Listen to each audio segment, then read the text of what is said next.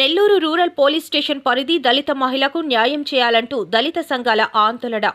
నెల్లూరు నగరంలోని నవాబ్పేట ప్రాంతంలోని కుసుమ హరిజనవాడకు చెందిన స్మైలీ అనే అమ్మాయిని 3వ మైలుకి చెందిన వ్యక్తి గత 4 సంవత్సరాలుగా వెంటపడి ప్రేమిస్తున్నానంటూ నమ్మబలికి వివాహం చేసుకున్న 4 నెలలకే వేధింపులకు గురిచేసి అతని బంధువులు చంపివేశారని ఆరోపిస్తూ సీమాంధ్ర ఎంఆర్పీఎస్ వ్యవస్థాపక అధ్యక్షుడు పందింటి సుబ్బయ్య మాదిగ ఆధ్వర్యంలో ఆందోళన కార్యక్రమాన్ని నిర్వహించారు. ఈ సందర్భంగా పందిటి సుబ్బయ్య మాట్లాడుతూ దళిత మహిళను అమానుషంగా చంపివేసి నిందితులు స్టేషన్లో లొంగిపోవడం చూస్తుంటే ఇదంతా పక్కా ప్రణాళిక ప్రకారమే చేశారని ఆరోపించారు.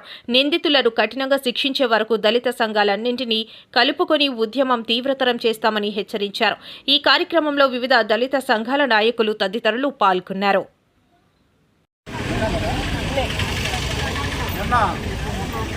మంగళవారం రోజు కుసుమర్జునవాడకు చెందిన ఒక మాదిగ మహిళని వసూరు మహిళని స్మైలీ అనే మహిళని ఎస్కే నాగూర్ బాబు అనే వ్యక్తి 4 సంవత్సరాల క్రితం అమ్మాయిని ట్రాప్ చేసి అమ్మాయిని అదేవిధంగా ఇబ్బందులు గురి చేసి అమ్మాయినికి ఏమి తెలియని వయసులోనే అమ్మాయిని ఇబ్బందులు పెట్టి అమ్మాయిని మ్యారేజ్ చేసుకోవడం జరిగింది. 4-5 నెలల ముందు మ్యారేజ్ చేసుకోవడం జరిగింది.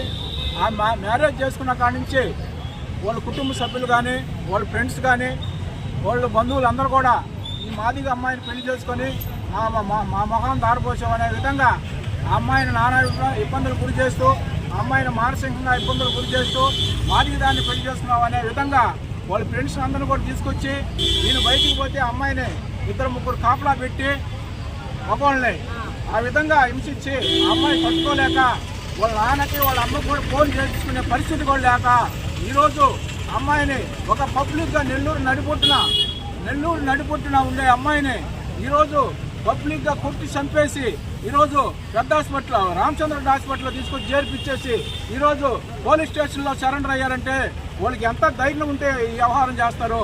వాళ్ళకి ఎవరి సలహా ఇచ్చారు, దాని మొత్తం మీద కూడా పూర్తి ఎంక్వైరీ చేసి సమగ్ర విచారణ జరిపించాలని మేము డిమాండ్ చేస్తా ఉన్నాం. ఎందువల్లంటే కొట్టి చంపి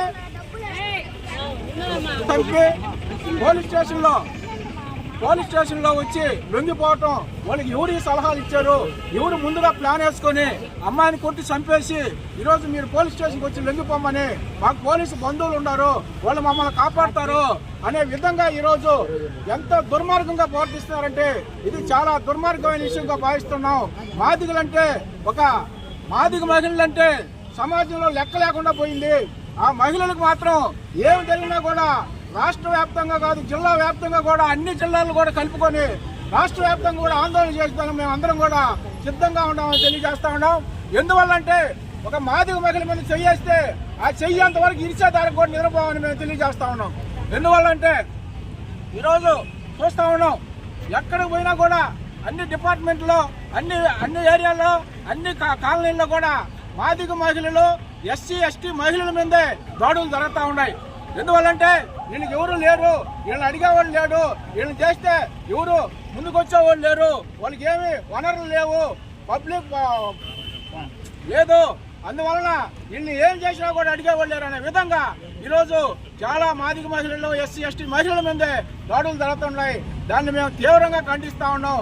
అదేవిధంగా ఆ అమ్మాయిని వాళ్ళు కూలి పని చేసుకొని 4 పని చేసుకొని అమ్మాయిని చదివించుకొని ఈరోజు డిఎంఎల్టీ చేసి అమ్మాయి ఏదో ఉద్యోగం చేస్తున్న మూమెంట్లో కూడా వీడు ట్రాప్ చేసి అమ్మాయిని తీసుకుపోయి 4 నెలల లోపలే చంపేసిన సందర్భం ఇది తీవ్రంగా అన్యాయంగా మేము తెలియజేస్తా ఉన్నాం.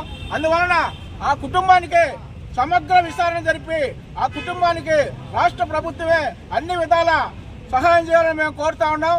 అదేవిధంగా ఎస్సీ ఎస్టీ పరిహారం, అదేవిధంగా కుటుంబంలో ఒక ఉద్యోగం కూడా ఇవ్వాలని మేము డిమాండ్ చేస్తా ఉన్నాం. అందువలన ఇమీడియట్గా ఈ కేసు కట్టి రూరల్ డిఎస్పీ గారు రూరల్ సిఐ గారు సమగ్ర విచారణ చేసినందుకు వాళ్ళకి మేము ప్రత్యేక ధన్యవాదాలు తెలియజేస్తా ఉన్నాం. అదేవిధంగా ఈ కేసు లాస్ట్ అయ్యే వరకు వాళ్ళకి ఉరిశిక్ష పడే వరకు కూడా పోలీసులు మా కుటుంబాలకి సహకరించాలని కోరుతూ సెలవు తీసుకుంటా ఉన్నాం.